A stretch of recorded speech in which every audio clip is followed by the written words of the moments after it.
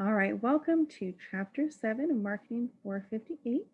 This chapter is on channels and distribution.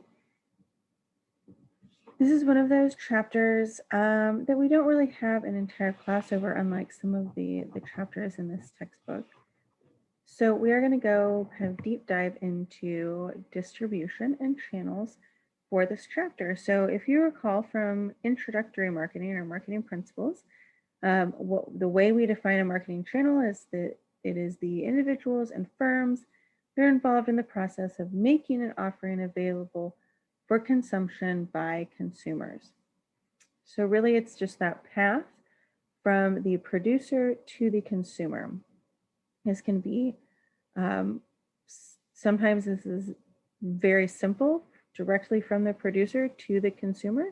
And other times this is more complex, and many companies distribute their products in a variety of ways, not just one path to the consumer. The consumer could acquire the product in a variety of different places, but still getting the same product. So we'll talk about that. So I want to make sure we frame this within the overall marketing strategy, and really think about the fact that if you think about the 4 Ps, distribution being the place P, right, that all of our other Ps are directly related to it, including that sort of overarching P of people or segmentation, as it's listed on this slide. So I like the idea of kind of thinking about the 4 Ps as puzzle pieces, right, that fit together, and they really truly have to fit together and not be entirely separate. They're not silos, they have to work together. For example, if we consider distribution strategies, let's think about engagement rings, for example. You can buy an engagement ring at a variety of different places, but if you purchase an engagement ring at somewhere like Walmart, there are going to be different expectations in terms of both the offering and the pricing than if you purchase it at somewhere like a local jewelry store or Zales or Hellsberg's or Borsheim's or something like that. You would have different expectations as a consumer. So the pricing and product or offerings pieces and the communications pieces all have to fit together. We also see distribution, particularly in communications, that a lot of times our communications, especially for newer products or a new version of a product, will indicate where you can buy this, right? You can buy this brand at your local Target or at your local grocery store or whatever that is. So all of these pieces have to fit together. If we think about segmentation or that overarching people P, here when you think of that in terms of distribution, again, we're thinking about how do these fit together? What is the best distribution plan for my target market, right? To reach my target market so that the target market can get their hands on the product or service and purchase it. And that may be an online strategy, that may be a local retail type of strategy, but it is based on the target market, not just the general population. So when we think about how do we decide on what types of what channel to utilize and what types of channels, there are 4 main decisions that have to be made, 4 criteria, if you will. The type of channel itself, the locations, the density of the distribution, and then the functions of distribution that would be important or that you would want to prioritize. So we'll talk about each of those. When we think about the type of channel or the design of the channel, this sort of shows a wide variety of channels that you might see. Okay, on one hand, on your right hand, we have the line that indicates directly from the producer to the consumer, the ultimate buyer. That was one that we would call a direct channel. On this slide, it is the only direct channel, okay, directly from the producer to the consumer. Everything to the left of that is called an indirect channel. Okay? It does not go directly from the producer to the consumer. There's someone, or maybe more than one someone's, in between. So let's look at some additional examples and get more into detail here. So when we think about direct versus indirect, again, direct is going to be going directly from the producer or the manufacturer to the consumer. So that could be digital in terms of our own website where we purchase Nike tennis shoes from Nike.com. It could be also that we have our own distribution outlets, our own sales force. So again, for example, perhaps we purchase Nike sneakers directly from the Nike store or the Nike outlet, directly from a retail outlet that Nike owns. And similarly, if perhaps we look at a slightly different target market for Nike, maybe we are a college sports team getting new uniforms and we buy directly from Nike from their sales force. Okay. So all of those would still be considered direct distribution. This doesn't necessarily mean it goes directly from the factory or the manufacturing site to the consumer.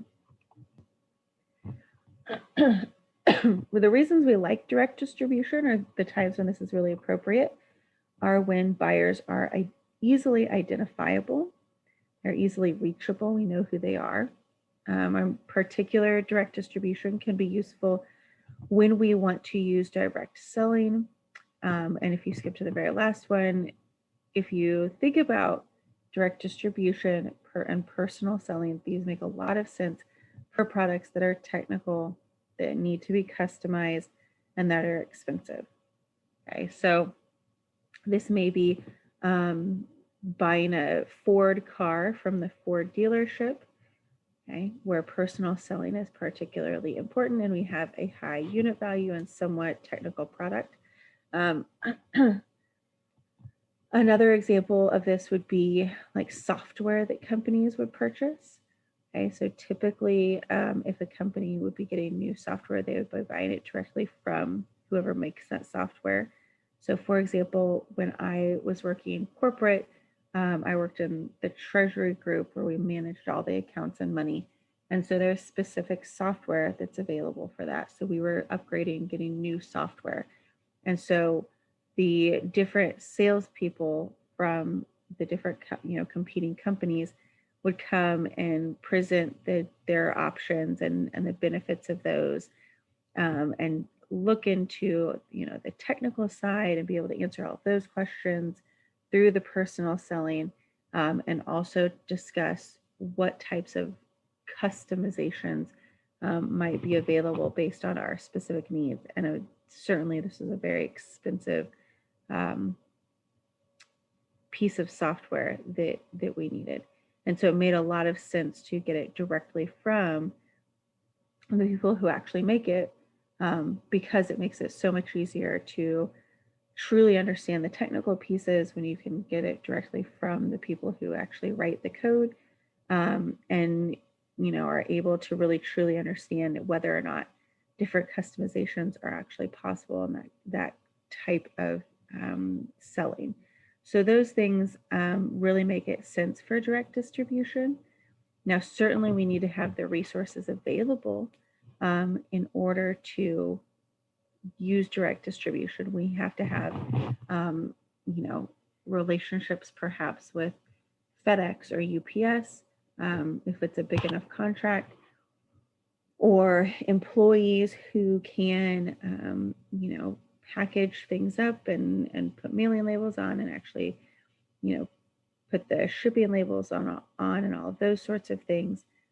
So it could be as simple as, paying someone to do those things, or as complicated as actually signing specific contracts like Amazon does with different mailing services. Okay. Or other resources, like if we have a retail store that we own, the building and renovating the store and paying employees and all of that. So we have to have those resources available. Warehousing space. So lots of considerations with direct distribution. This can be particularly useful as well to increase our margins, right? Because we don't have that trade margin now where the wholesaler needs to make a little bit of money and the retailer needs to make a little bit of money, and it still has to be an expected price for the consumer. So a lot of times what we actually see is that companies engage in direct distribution as well as indirect distribution. So I mentioned Nike before, where we can go and we can buy Nike shoes from the Nike website or the Nike store, but I can also go buy Nike shoes from Foot Locker and probably Amazon and Zappos and a variety of other places as well. Another reason another place where direct distribution tends to make sense is when we want to keep our brand positioning as sort of this exclusive kind of brand, buying direct from the manufacturer. We're trying to differentiate ourselves in that way. So if you think of like Avon and Mary Kay, there's a variety of other makeup brands that now do more direct distribution, but initially they were kind of the big ones. And they were unique because you were getting it directly from the company, not from the local drugstore or where, the mall. So that did differentiate them a little bit as well. Right. So Mary Kay, more recently, Roden and Fields, where you're buying directly from one of their salespeople.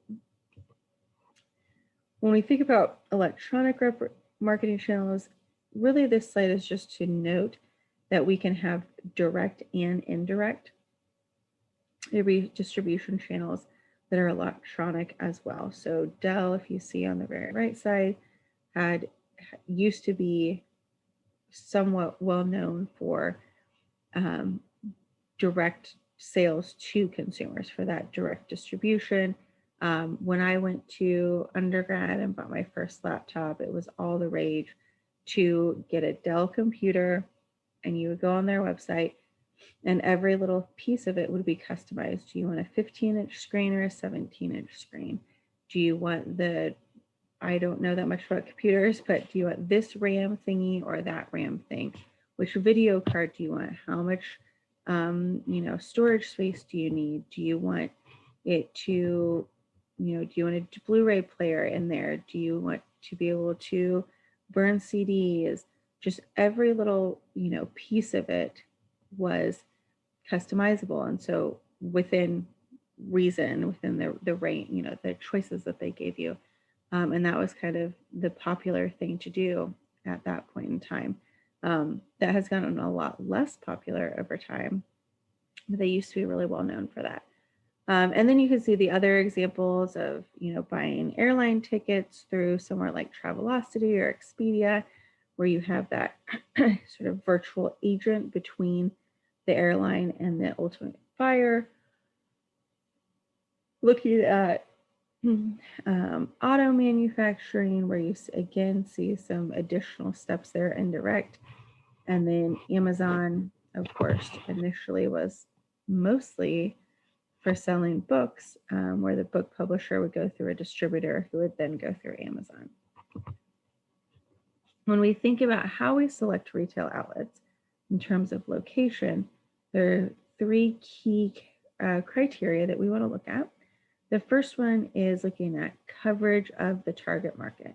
So what percentage of the target market would be able to access the product if we put it in X, Y, and Z retailers, or just X retailer, or just Z retailer, or what combination of those make the most sense. So for example, if we put our product in a Walmart, we would have better coverage than if we put our product at Target or Kohl's or something like that, right? Walmart has one of the probably widest distribution networks out there, whereas places like Target still require a larger population center in order to bring in a location. So we need to understand which retailers provide the best coverage. This again could be this could be Walmart and Target. This could be a combination of retailers. Like maybe it's Walmart and all the different, maybe work with a wholesaler who works with all of the local gas stations in the area. Maybe we're like a candy bar company, okay, Mars or Hershey's or whatever. Okay, so we want to have coverage in a lot of different areas. So we are not just necessarily picking one retailer unless we want, again, some sort of exclusive sense there. But looking at how do we get our products where we're getting a high percentage of coverage of our target market. Okay. Which retailers satisfy our target market's buying requirements. So, we want retailers that are convenient, right, that provide information, maybe extra services depending on our product, but really understanding which retailers our target consumer is most likely to visit because of those buying requirements that they have. And then the last one is, of course, which retailers will be the most profitable, right? What retailer can we get good target market coverage, get good buyer satisfaction because of their buyer requirements, but also still make a profit, right? It's important to know how many steps we have to go through before the product gets to the consumer, but ultimately we want to know what price are we going to be able to sell our product to the distributor or the retailer or the agent or the broker or what have you before they then mark it up again in order for the ultimate consumer to purchase it. Okay, so that may help our decision as well.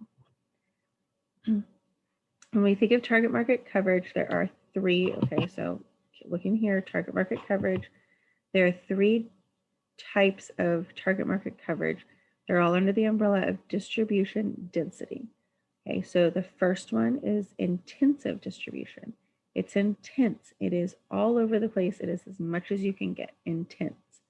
Okay, intense distribution indicates that we are trying to get the product or service in as many locations as possible. So again, go back to the candy bar example, or probably an even better example would be like a soda company. So let's take Coca-Cola, for example.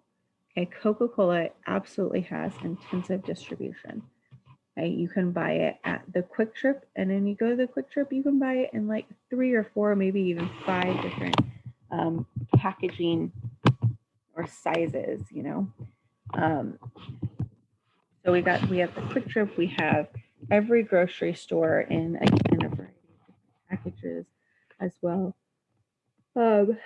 We've got the restaurants, we have vending machines, the universities, right? Just every single place that they can distribute, they would like to, okay, trying to get it in the hands of as many people as possible.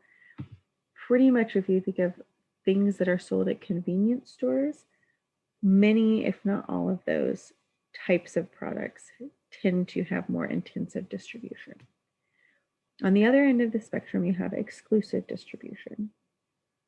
So you may see this to some extent when you have a direct distribution system, right, going straight from the producer to the consumer, but also when you say, okay, our product is only available at wherever, right?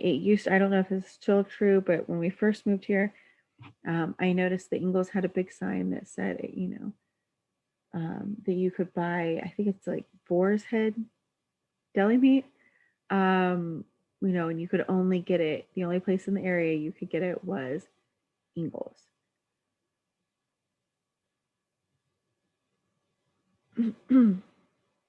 Okay, so typically you might see this with a national retailer where you can only buy this thing at Target. But a lot of times you actually see this as more like a regional exclusive distribution. So for the Southeast, the exclusive distributor is whoever, right? Maybe it's like a Southeast based grocery store.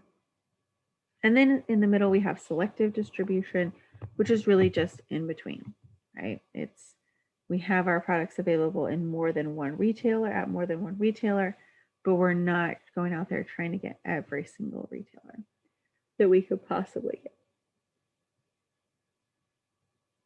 So what we find is that selective distribution, I think as probably expected, is the most common degree of distribution density. When we think about buyer requirement satisfaction, there are 4 sort of subcategories here. Okay. So we have information, variety, convenience, and attendant services.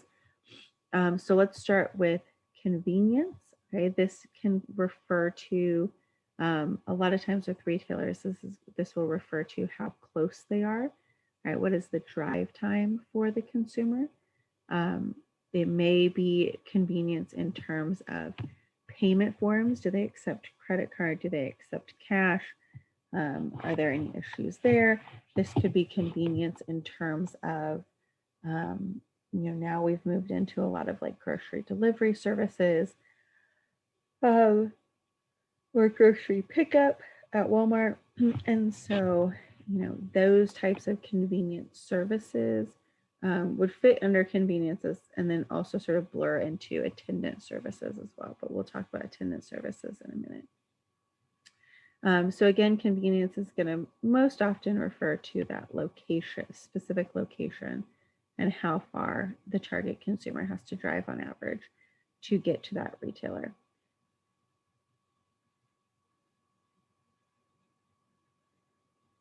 Next, we have variety. So again, this is going to depend a little bit on the target market as well as the type of product. But if we are, for example, a household good like laundry detergent, right? Nowhere can I think of that has a store that is just for laundry detergent. If we are a typical consumer who's going to go buy laundry detergent is also probably expecting to buy some additional cleaning products or grocery products, but they're going to expect some kind of variety in terms of the products that are available in the store, as well as the products that are available within that product category. Then we have information. Okay, so especially when we have like higher dollar types of products, right, where the consumer may need more additional information, such as salespeople at Best Buy, understanding the different specs of computers and understanding how those would then relate to the different needs of consumers so that they could help direct consumers in the right area. And then attendant services, again, I kind of mentioned that for like grocery pickup, but this would also be things like if you go and buy, when you graduate, you may be getting a new apartment somewhere and you may need to buy a washer and dryer. So very often those washer dryers for like Home Depot are going to have a couple of attendant services, things like one, payment services, like if you sign up for the Home Depot credit card, you can buy, this appliance purchase for no payments, no interest for 12 months. And in addition to that, they often have delivery and installation services, sometimes prepackaged into the price of the washers or dryers or refrigerators or whatever in the first place. So those additional services can help us decide what retailers we want to work with. A couple more pieces of information on the information section or buyer requirement. This can also be helpful when we need specific data about an offering. So again, think of like the Best Buy example.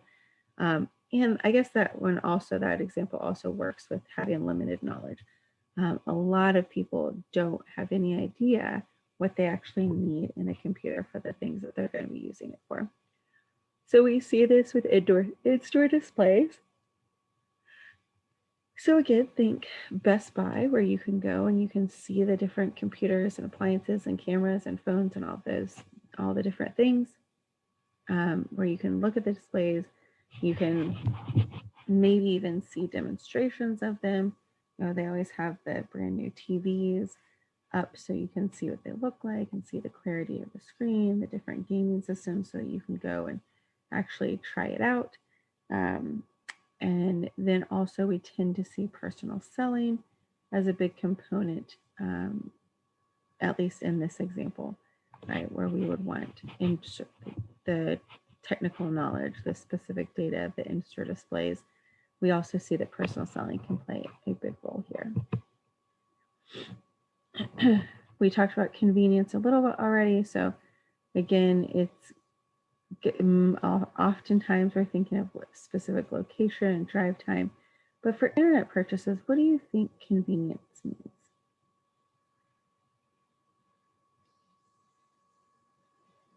This can mean a lot of different things. Again, it's going to depend on your target market. For example, I believe it's millennials that are more likely to,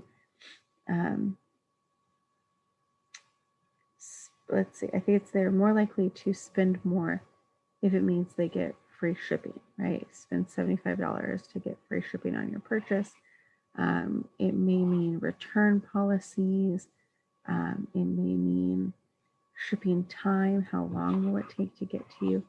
Okay, so it's important to note that as well under this convenience heading. We talked about variety, and we also talked about attendant services. So there we go. And then the final key decision piece is the profitability piece. We talked about margins way back when in chapter 2, where you can actually calculate the margin of each player, each level of the distribution system. And then you can look at that as a whole, right?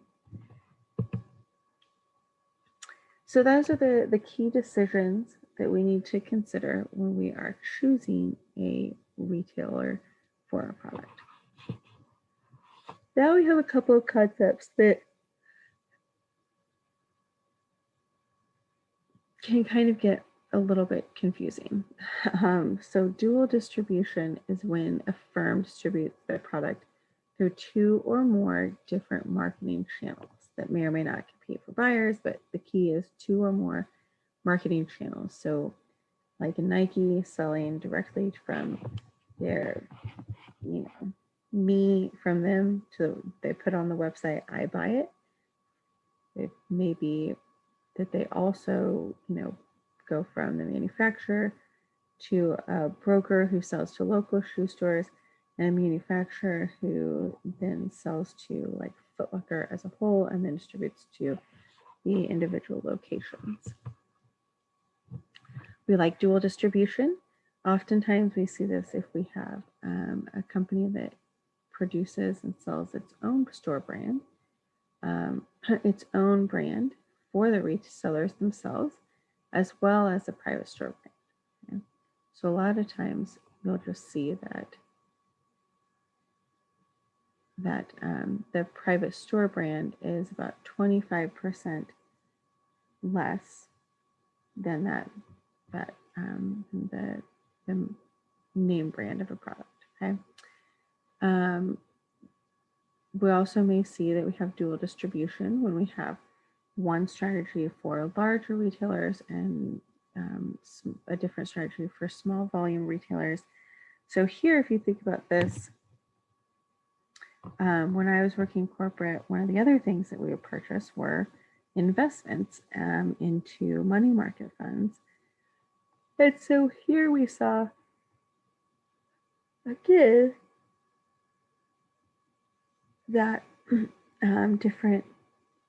the different banks and institutions that had these funds would send their salespeople and do direct distribution to a company like mine that was a large volume company, okay, where we were buying hundreds of millions of dollars into these money market funds, as opposed to individual consumers where we may distribute, if you will, from somewhere like Federated mutual funds, right, to like Ameriprise or Ameritrade, and a bunch of the other sites that individual consumers can go onto and actually purchase into these funds. Right? We don't have that direct relationship for the small volume consumers. Multi-channel marketing is where we're blending the electronic and the traditional. Okay. We like this, and we like adding that electronic channel, especially when we see that it will provide us incremental revenue, but also will not cause too much cannibalization of existing revenue. Okay. We also can like it if it reaches a different market segment, generates that incremental revenue, and then also just reinforces our traditional channels. So I think Kohl's has done a pretty decent job of this. They have a really robust online system for shopping online, but they have really incorporated that and integrated that into their traditional distribution system of having, easy returns and being able to order things online from in the store and incorporate in their app.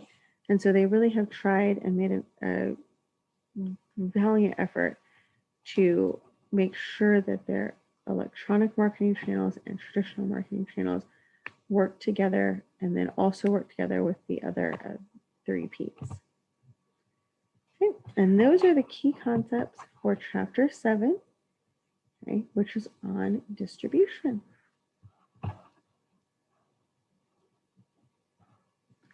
Thank you.